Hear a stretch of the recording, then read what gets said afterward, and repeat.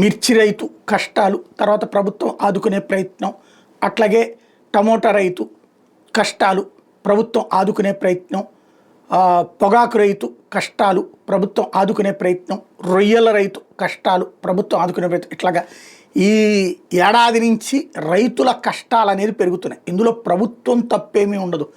అంతర్జాతీయ పరిణామాలు లేదా దేశీయ పరిణామాలు, రైతుల యొక్క గిట్టుబాటు ధర అనే కంటే కూడా మద్దతు ధర కూడా లభించినటువంటి స్థితుల్లో ప్రభుత్వాల మీదన వ్యతిరేకత, విపక్షాల విమర్శలు, ఆ పైన పలు చోట్లన జరిగిన కార్యక్రమాలు, మామిడి రైతు ఇబ్బంది మొన్న చూసాం, తోతాపురి మామిడి రైతు, ఇట్లాంటి వాటన్నిటిలో ప్రభుత్వం ఇంటర్ఫీర్ అయ్యి అంతో ఎంతో ప్రయత్నం చేస్తుంది, కంట్రోల్ చేసే ప్రయత్నం చేస్తుంది. ఇప్పుడు మళ్ళీ ఆ జాబితాలో బొప్పాయి రైతు చేరారు.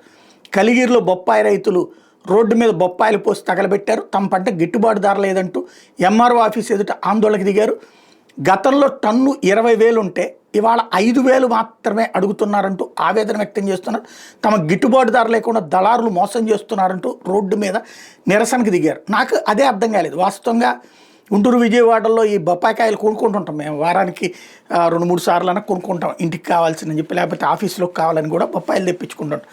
ఇదివరకటి రోజుల్లో ఒక కాయ 50 రూపాయల దాకా పలికేది. తర్వాత కాలంలో 25 రూపాయలు, 40 రూపాయలు ఆ రేంజ్లో. ఇప్పుడు 100కి 5 దాకా వస్తున్నాయి.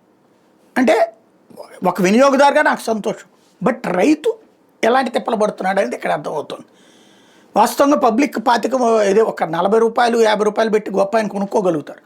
ఏమన్నా ఇప్పుడు 100కి 5 వస్తున్నాయి. మొన్న అయితే 100కి 8 కూడా అమ్మారు. ఒక రోజు అయితే కేకలేసా మైకు పెట్టుకుని 100కి 8, 100కి 10 అని అమ్ముతున్నారు. 200కి అయితే 25 అమ్ముతామని కూడా అమ్ముతున్నారు. అంటే ఆ స్థాయికి పడిపోయింది రేటు.